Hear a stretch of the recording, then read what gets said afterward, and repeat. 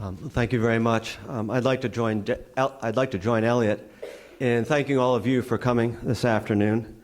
It's my distinct pleasure to introduce Philippa Levine to you and to join with my colleagues and students and with our guests in welcoming her here to Lewis and Clark.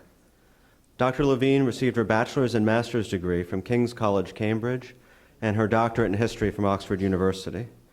And over the course of her career, Dr. Levine has established herself as one of the most influential and innovative historians in modern British social history.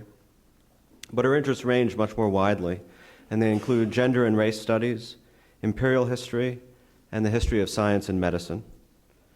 She is currently the Mary Helen Thompson Centennial Professor in the Humanities at the University of Texas at Austin, where she is also co-director in the university's British Studies program, one of the top graduate programs in the United States in British and imperial history, and whose PhDs include some LC graduates.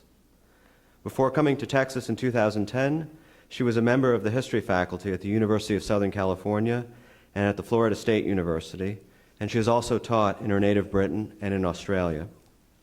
I could list all of her accolades, awards, and fellowships, but I want to give her time for her lecture, so I'll keep it brief. But among her more distinguished honors are a Guggenheim Fellowship in 2007 and 2008, a resident fellowship at the Bellagio Center of the Rockefeller Foundation in 2002, and research grants from the National Endowment for the Humanities and the National Institutes of Health. She's held various visiting fellowships also in Australia, Britain, Ireland, and Canada. Dr. Levine has served regularly as one of the moderators of the National History Center's seminar on decolonization at the Library of Congress, and that's where I had the distinct pleasure of first meeting her in 2007, and is the immediate past president of the North American Conference on British Studies, whose annual meeting is going to be here in Portland in November, so mark your calendars. Dr. Levine has authored or edited the following books, among many others: the Oxford Handbook for the History of Eugenics in 2010, The British Empire, Sunrise to Sunset in 2007, now in its second edition, Gender and Empire, the Oxford History of the British Empire, Companion Series in 2004, Prostitution, Race and Politics, Policing Venereal Disease in the British Empire in 2003, Women's Suffrage in the British Empire, Citizenship, Nation and Race in 2000, Feminist Lives in Victorian England, Private Roles and the Public Commitment in 1990, and Victorian Feminism, 1850 to 1900 in 1987. For the past half century, the Throckmorton Lecture has brought some of the most distinguished historians in the nation and the world to our campus, and today we continue that tradition for another half century. Please join me in welcoming Philippa Levine.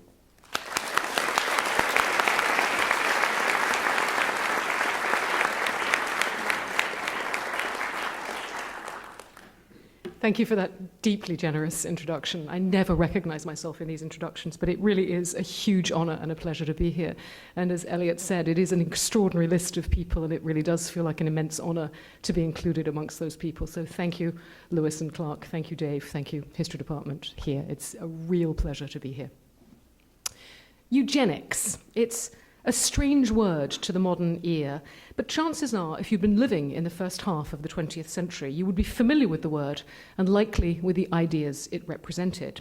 For this was an idea that was everywhere, a vision of a better world that was taken up by policymakers, doctors, and reformers on every continent, from Mexico to Madras, from Virginia to Vladivostok.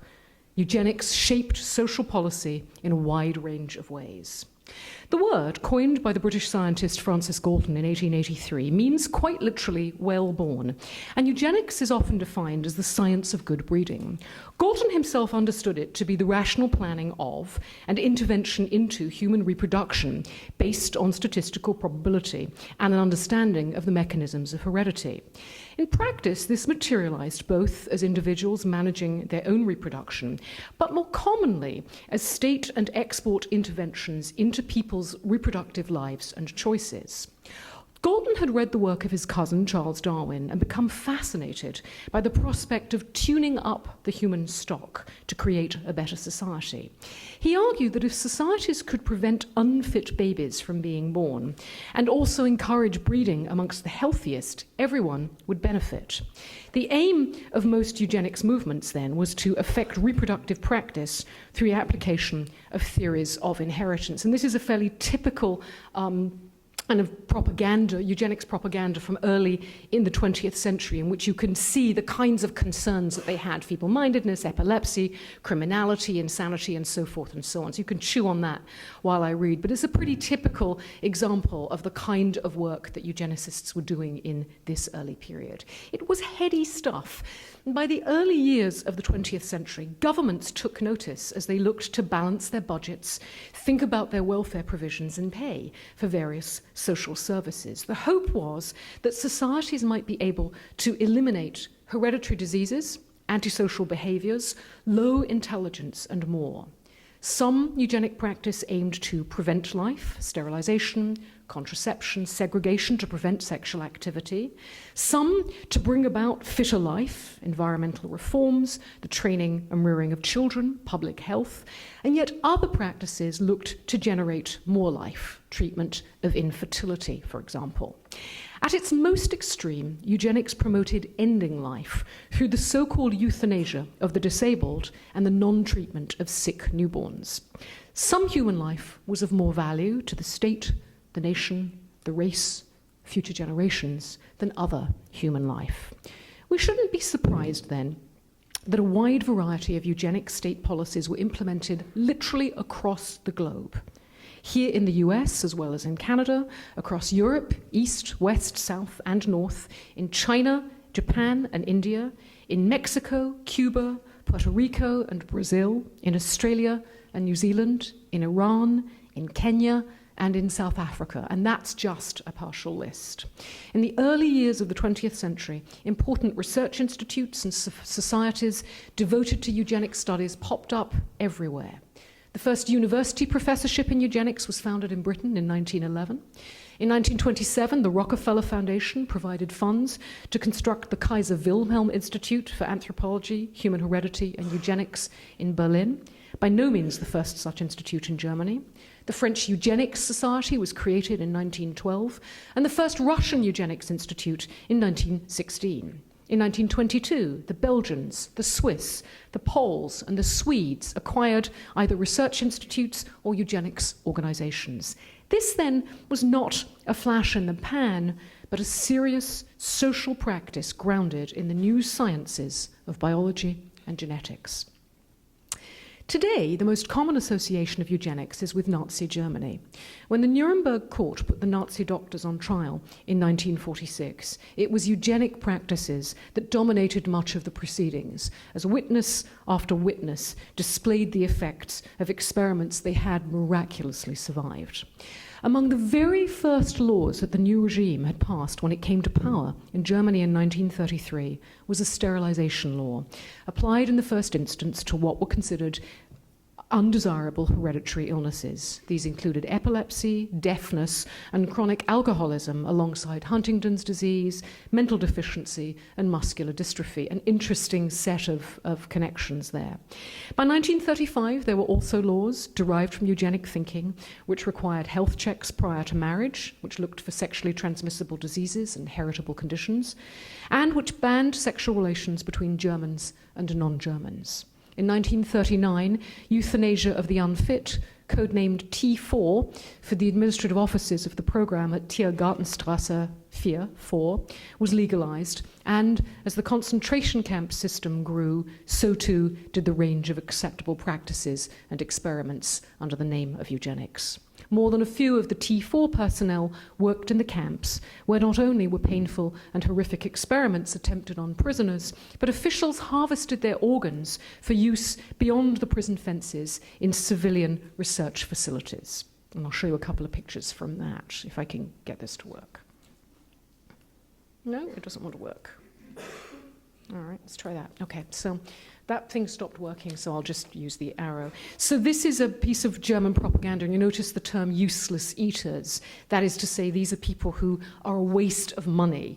And here, following up on that, this from the Reich Propaganda Office shows that feeding one family costs the same as feeding one cripple, as the terms would have had it at this time. So this is the kind of propaganda that one sees around justifying Nazi eugenic practices. And here's a very typical, this is the kind of work that they were doing in the early years of the Reich, where they would measure things like skull size, facial features, these kinds of things, to see who was pure and who was impure in these kinds of ways, all in the name of eugenic research. While the world was, not surprisingly, horrified by the grim catalogue of this work, prosecuting Nazi eugenics proved a tricky business for two reasons. The principles and some of the practices of the wartime years were in fact already in place in Germany before Hitler came to power, and in what was then a left-leaning state, the Weimar state. And as the defense vigorously argued, much of what German eugenics was doing in the 1930s and 1940s was strikingly similar to eugenic practices elsewhere, and especially in the United States, the country which was, of course, spearheading the War Crimes Tribunal in 1946 and 1947. Eugenics, it seemed, was not simply the shocking invention then of a regime gone wild, but rather a characteristic of numerous 20th century societies experimenting with new ways of managing their populations in increasingly technological ways. Science bolstered social policy. So let's look at some of the eugenic practices experienced beyond the German fascist state and around the world. Eugenic policies often encouraged good parenting, sensible family planning, and prenatal care, the care of babies both just before and just after their prenatal and postnatal care, just before and just after their birth.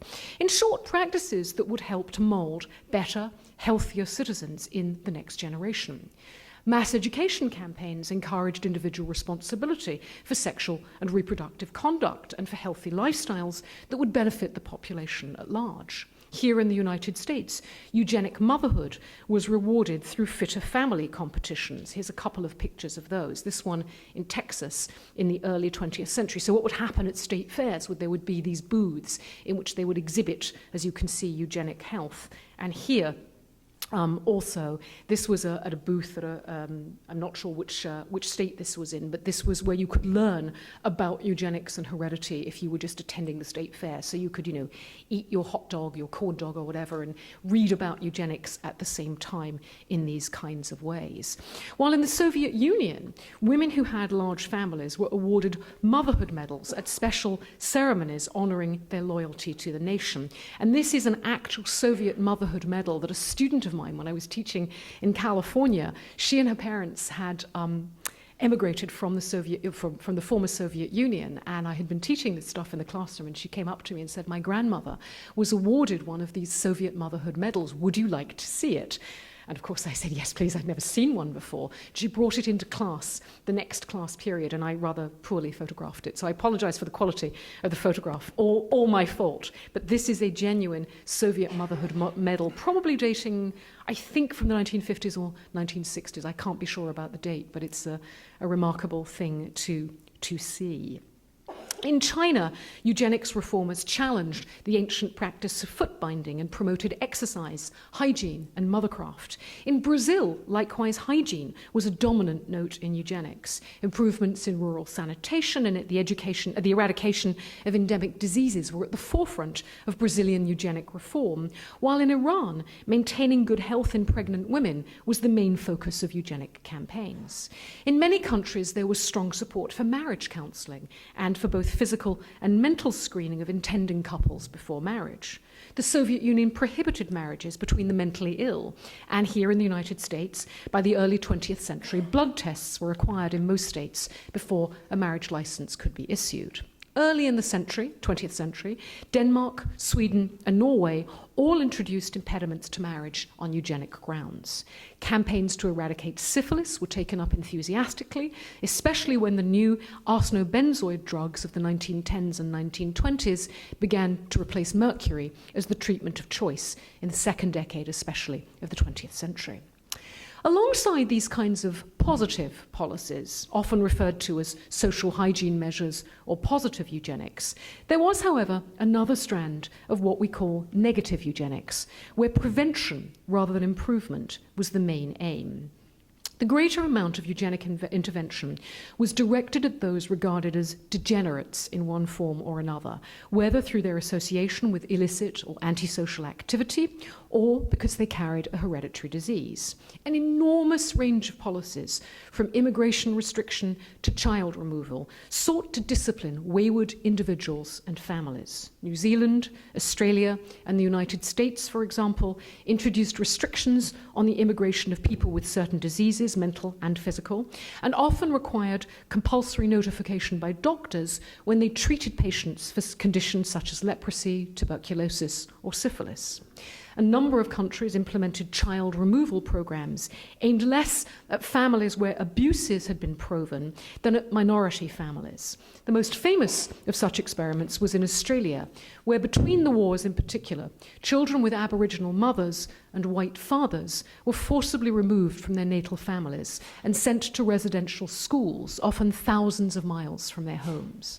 The plan was, in the words of one of the principal architects of the scheme, and I'm quoting, to breed out the colour by sharply reducing Aboriginal influence and rearing the children instead with the values of white Australian society in the hope that they would subsequently marry white Australians. And this, again, badly photographed because I'm a really lousy photographer, is a page from a book published by the principal architect, this man, A.O. Neville. And if any of you have seen the film Rabbit Proof Fence, he's the character played by Kenneth, what is his last name? Kenneth Branagh. Thank you, Kenneth Branagh.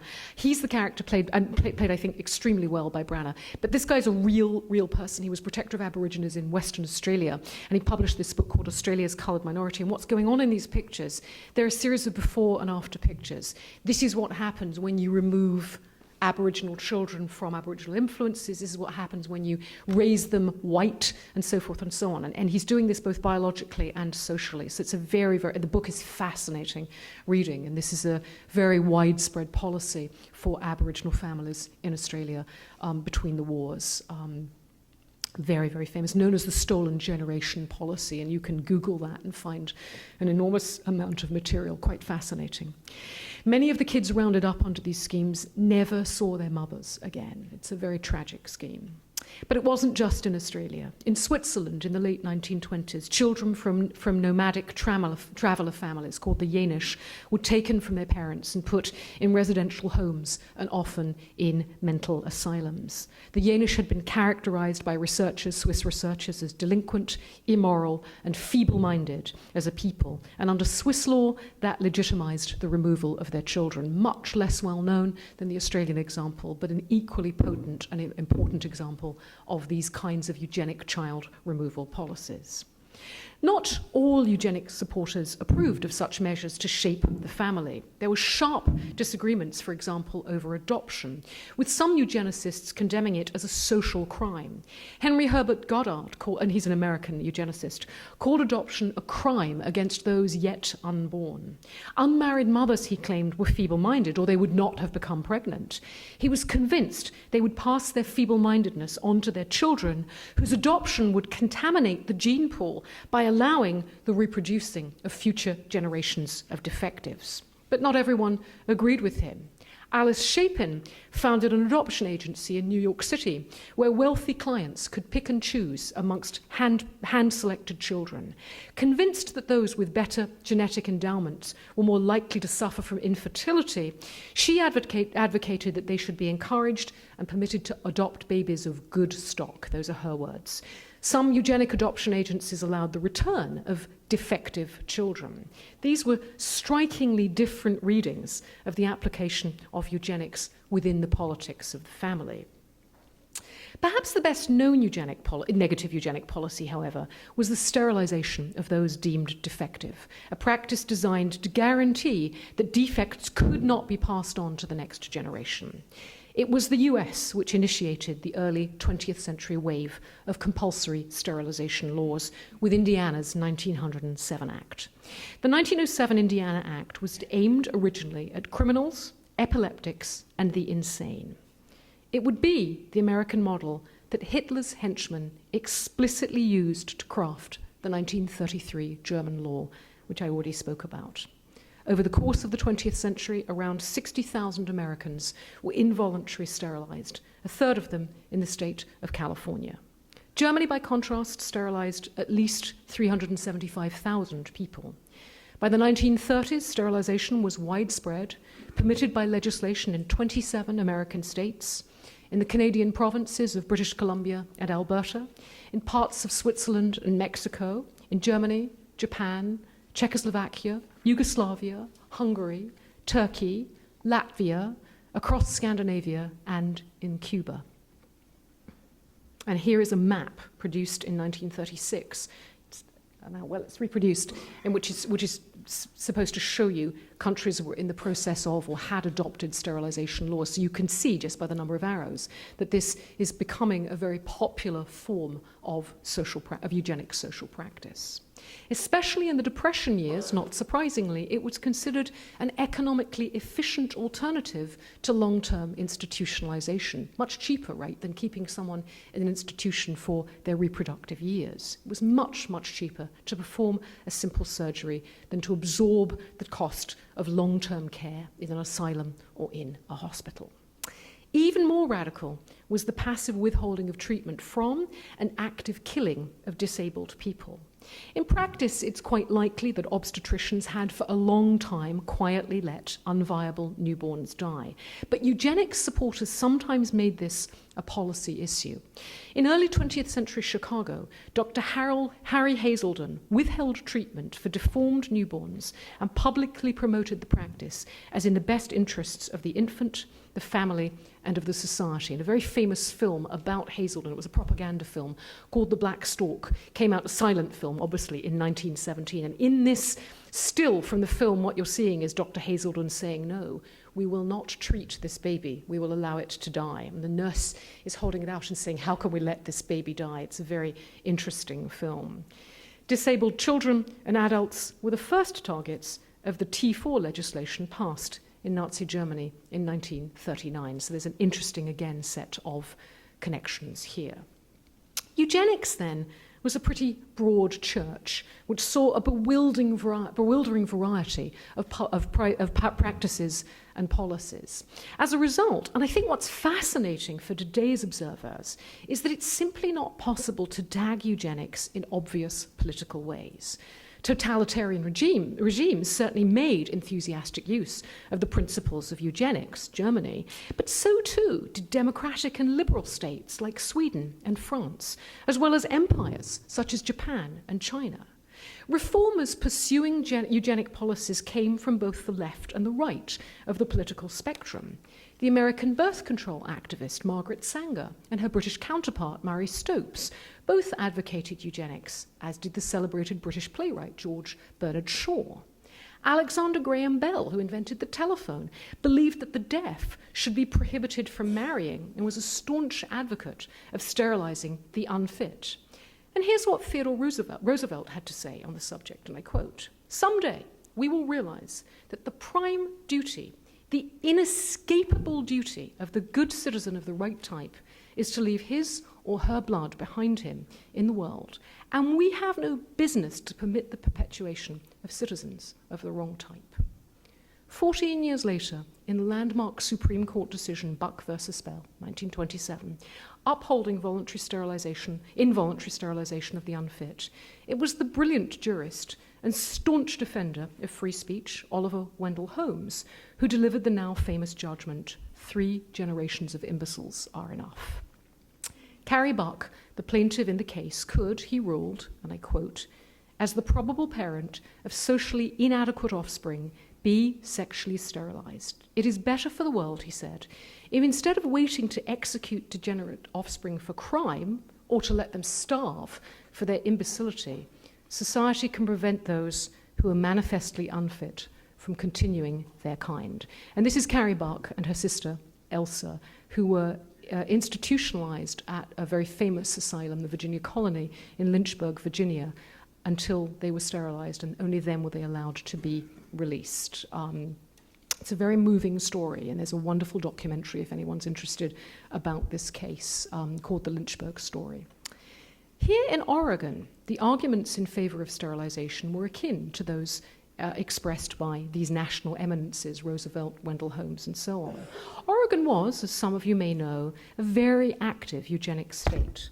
By the time the sterilization law here was rescinded in 1983, around 2,500 sterilizations had occurred, and around 200 of those had occurred as late as the 1970s and early 1980s. And here is an example of the kind of form that would be filled, and this one's from the 1920s. And I've given you the text because it's hard to see. Essentially, Fred Burr was castrated, not even sterilized, but castrated, because he didn't pay his grocery bills on a regular basis. It's a pretty wild case. The Oregon press actively supported the principle of sterilizing the unfit, and the undisputed leader of the movement here was, again, very interesting in terms of the politics of eugenics, the Pacific Northwest's first woman doctor, the redoubtable Bethenia Owens Adair, and there she is, who was behind the first attempts to introduce involuntary sterilization in the state as early as 1907, which of course is also the year of the Indiana legislation. She's a very, very interesting woman, Bethenia. She comes from a poor background. As you can see, she married very young, divorced very young, had a child, and then put herself through medical school, even though she had no education up until this point, and was a very active feminist. She's a suffrage supporter, she's a temperance activist, she's big into women's education. She's also a supporter of compulsory involuntary sterilization. So again, we have this amazing mix of people coming from everywhere on the political spectrum, and it's this, for me, that makes eugenics such a fascinating thing. In 1909, the Oregon Journal claimed, and I quote, "We breed criminals in this country and will probably do so until Mrs. Dr. Owens Adair succeeds in getting her sterilization law on the books." Oregon's law, and here's a good example of the kind of thing that we're talking about here. So, you can see here that there is this notion that degenerates are everywhere and they're being born in large numbers, and if we don't get sterilization laws on the books, that's going to continue to keep happening. So this is a typical example of what the press was picking up on. Oregon's law moved in fits and starts, with an increasing number of sterilizations after a 1917 law, and then again after a 1923 law. Sterilizations in the state certainly increased during the 1920s and 1930s, and one historian of the Oregon laws sees a curious alliance between Democrats, political Democrats, and the Ku Klux Klan in pursuing this policy. So interesting bedfellows. So how do we reconcile the fact that eugenics policies appealed to dictators as much as to democracies, to socialists and to capitalists, to feminists and anti-feminists alike? What eugenics supporters from otherwise radically different political vantage points shared was the vision of a brave new world, shaped by objective, rational science. In a way, eugenics was in the right place at the right time, at a moment when new developments in the life sciences held out the hope of understanding heredity, when ideas of national belonging were strong and often focused on racial purity, and concerns about poverty and ignorance were becoming governmental, that is, state concerns. At the start of the 20th century, biology was in a tremendously exciting phase, and it was not uncommon for university science departments to offer courses in social biology and in racial biology. Biology was held up as a science that could directly affect and improve society. A new related science of intelligence testing was also being developed. The French psychologist Alfred Binet considered how to measure differences between the normal and the abnormal child. Between 1905 and his death in 1911, he created what became known as the Binet-Simon intelligence scale, essentially the first intelligence test. A Stanford University psychologist, Louis Terman, adapted the test for American use. But unlike the French, who sought to ensure equal educational access for special needs children, Terman used such tests to restrict the reproduction of feeble-mindedness and to eliminate crime, and I'm quoting, crime, pauperism, and industrial inefficiency. Terman's was a eugenic vision of the value of intelligence tests. And doubtless most of you will recognize the now standard Stanford-Binet tests, so widely used in this country even now. In fact, I suspect most people in this room have taken those tests at many points in their career. The salient difference between Stanford and Binet, or between Terman and Binet, was that the American psychologist believed intelligence tests objectively measured innate ability, that is, genetic and thus hereditary intelligence, and that environmental factors were insignificant. But from the start, Alfred Binet, the French psychologist, insisted that testing was partial and could not account for crucial environmental factors. So essentially, it's a nature-nurture debate. These were also, these early 20th century years, active years in the development of the mental health profession. Mental asylums had been growing in number and size in the 19th century, as changes in housing styles as well as work patterns made it increasingly difficult for families to care for the mentally or indeed the physically disabled at home. In psychiatry, the idea that mental disease had a biological basis began to attract favorable attention in the late 19th century, while a new theory of criminology, spearheaded by the Italian scientist Cesare Lombroso, advanced the idea that criminality was an inherited trait, and it saw alcoholism, homosexuality, and prostitution as inherited and unfortunate predispositions.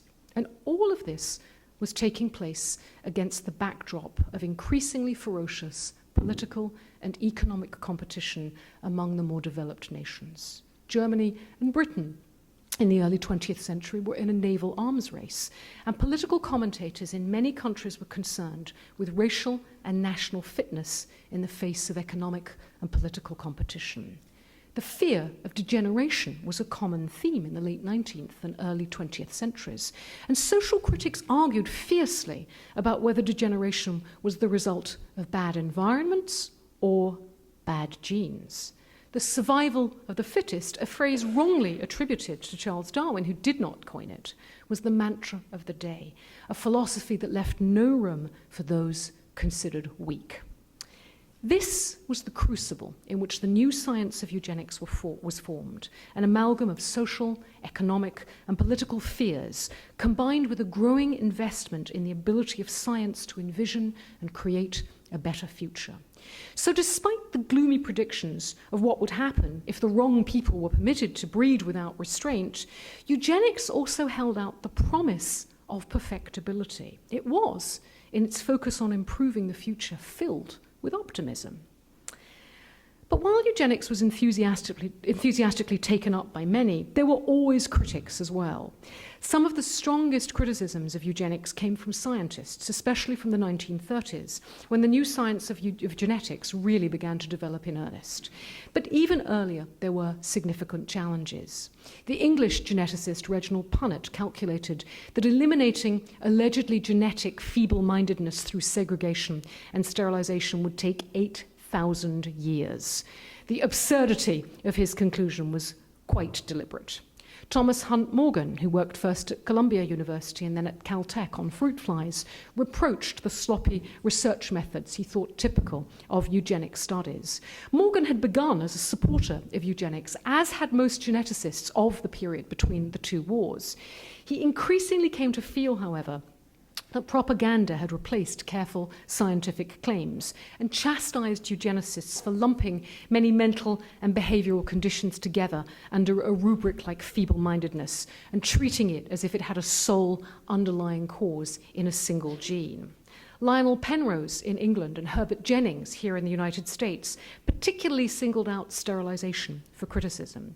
With their increasingly sophisticated knowledge of dominant and recessive genes, they saw that a large group of asymptomatic carriers would always continue to pass genes on to the next generation, severely limiting, of course, the effects of sterilization. George Shull's work demonstrating that hybrid corn plants were more vigorous than purebred ones destabilized the argument that racial purity offered biological advantage. But scientists were not the only critics of eugenics. New York lawyer Charles Boston, calculating that the number of road deaths in the US was higher than the number of rapes, made the point, and I quote, that if criminal tendencies were hereditary, then there would be more substantial reason for sterilizing reckless chauffeurs than rapists. And he meant to be amusing, of course, yeah. Among eugenics' most vocal critics was the Catholic Church. A papal encyclical of 1930 made clear the Church's position, and I quote, "There are some who, against every right and good, wish the civil authority to arrogate to itself a power over a faculty which it never had and can never legitimately possess, because, of course, it's possessed by God." Strong words. From a very different political perspective, the eugenic research which had flourished in early 20th century Russia completely disappeared when the Central Committee of the Communist Party outlawed work on eugenics in 1930.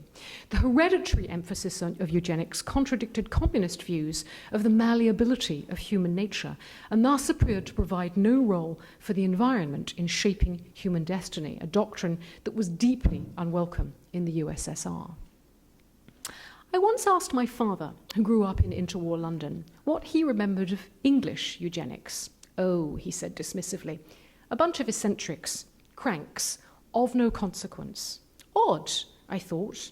I knew, after all, from my historical sources, that while card-carrying members of the eugenics movement were quite small in number, the principles of eugenics were to be found in a great deal of contemporary legislation, as I've shown, and its supporters included many well-known and well-respected figures. Was it that we historians had vastly misread things? What could explain my father's contemptuous perspective? And then it occurred to me, my father in some ways could have been one of those who eugenic reformers might have regarded as unfit. He grew up poor in the slums of East London. He was not a strong or athletic child. His parents were poor immigrants whose grasp of English was by no means perfect.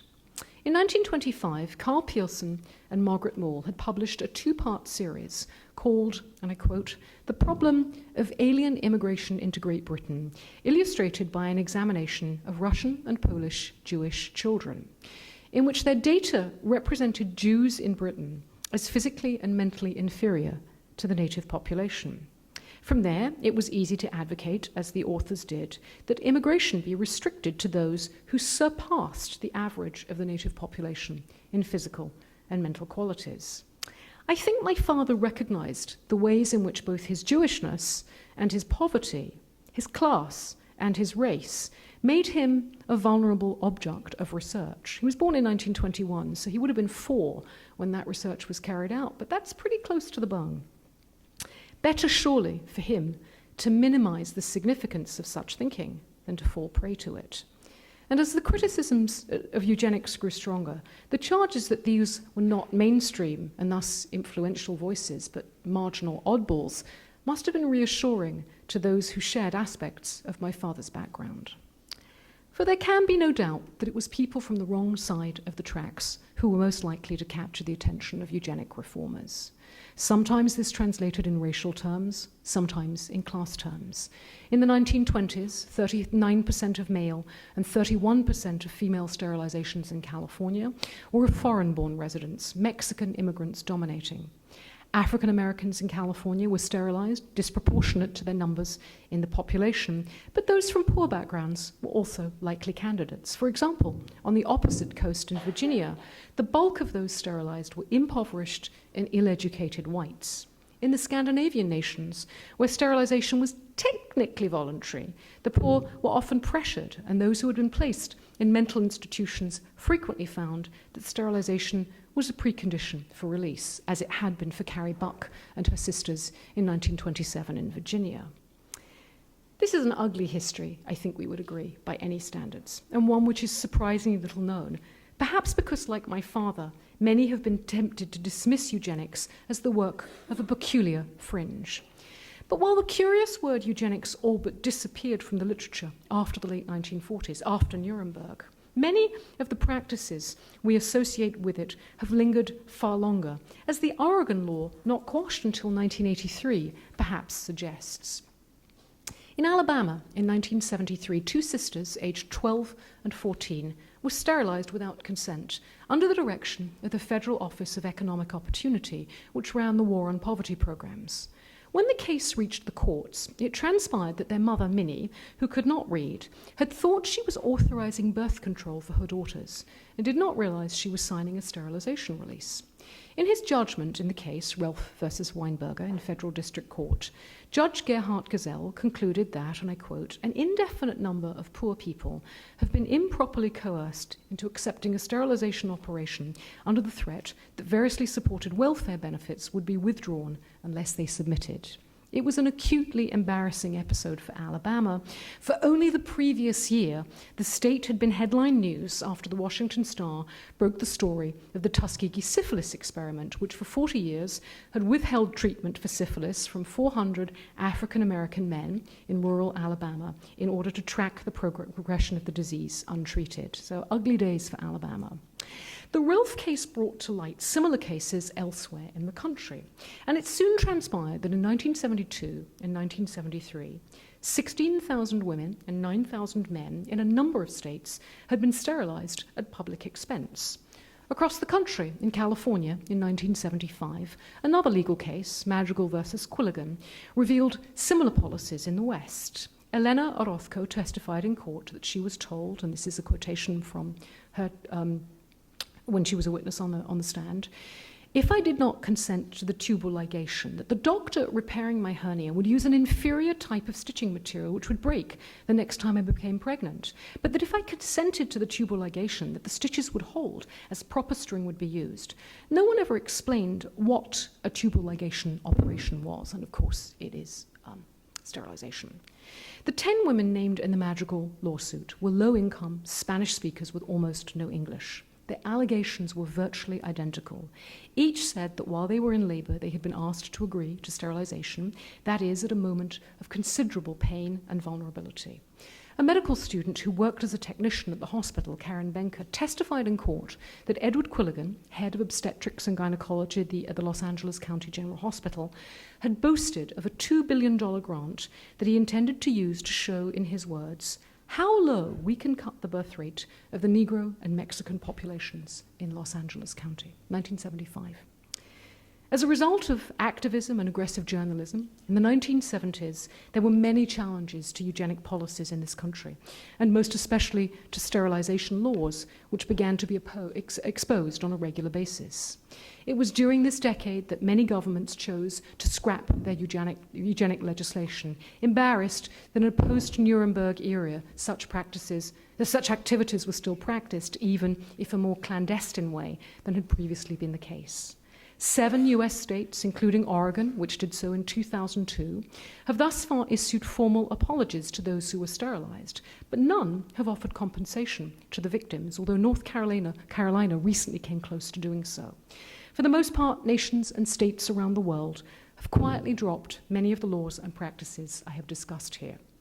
But don't breathe too deep a sigh of relief quite yet.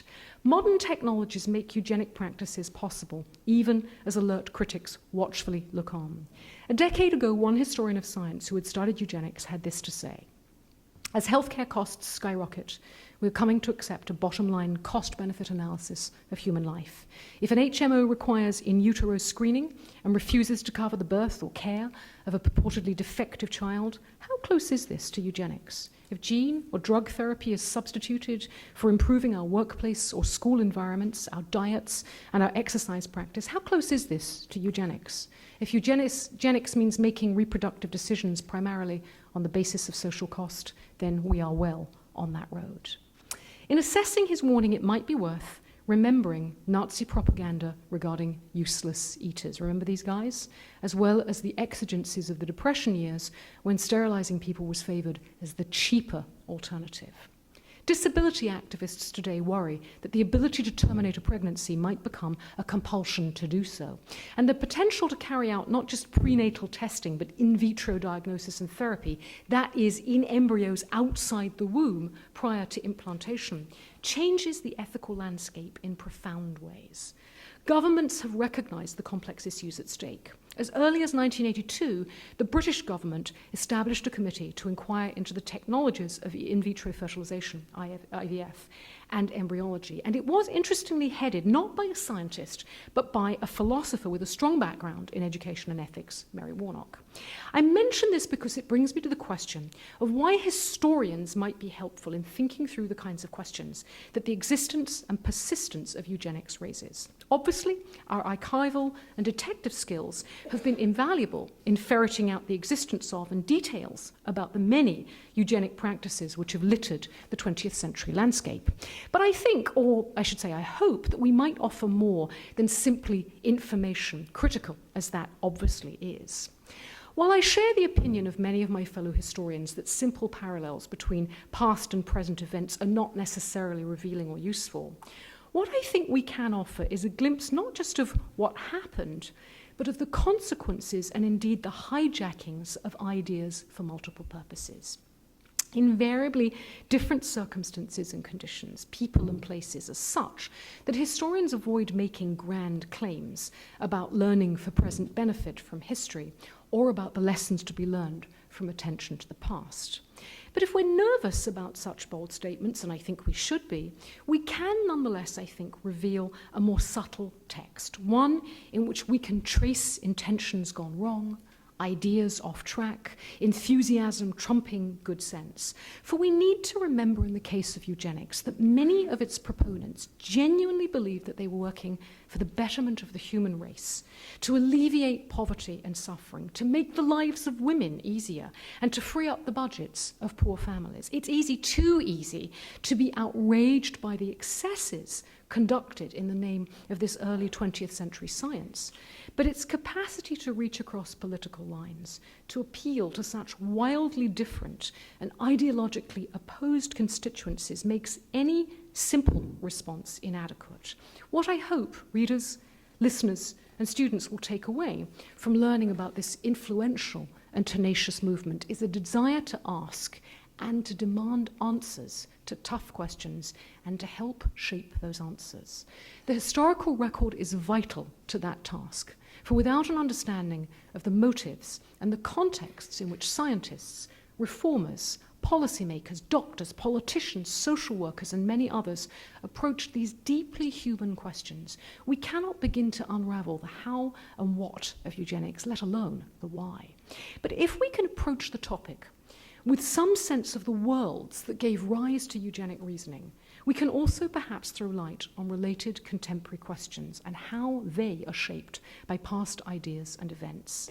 I hope you will ask whether just because we have the technological capacity to act in certain ways, we should, and ask who exactly gets to decide whether we should. Consider the politics that enmesh scientific and medical research and ask hard questions about that, for these are questions of contemporary as well as historical urgency.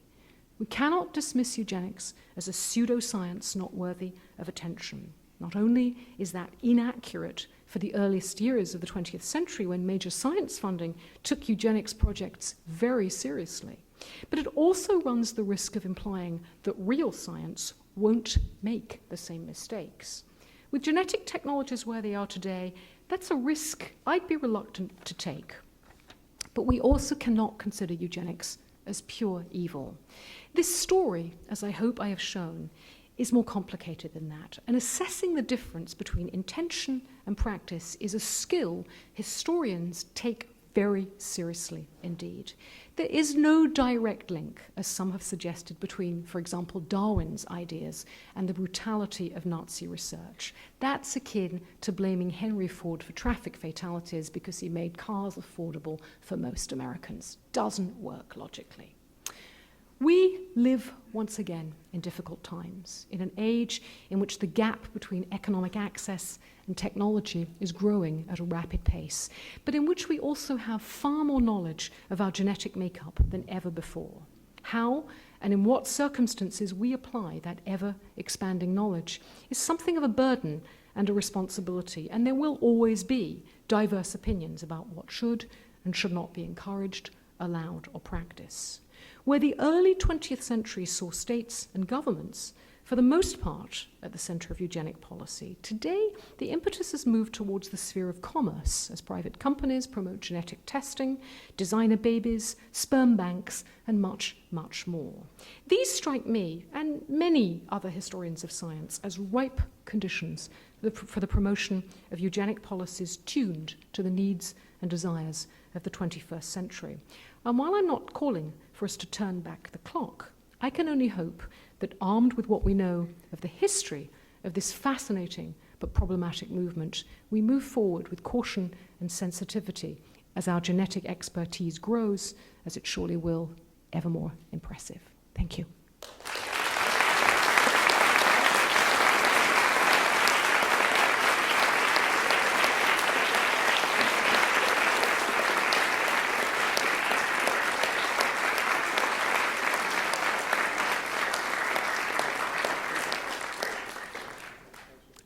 I'm fielding my own questions, I'm told.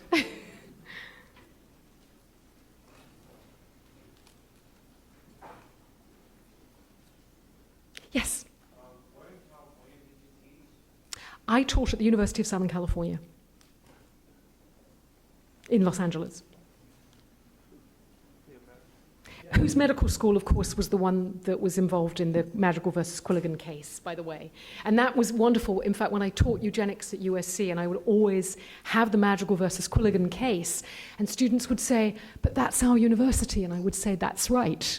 That's right. That's us. That's USC. Of course, it's not really USC because it's the LA County Medical, but we ran the hospital. USC ran the hospital for the county. So it was a very interesting moment at which students had to kind of learn about the collision between the practical realities of the world and the institutions in which they themselves were learning. It was a wonderful, wonderful moment of learning for students. Yeah, so you showed us the amazing continuities across continents of the eugenics movement.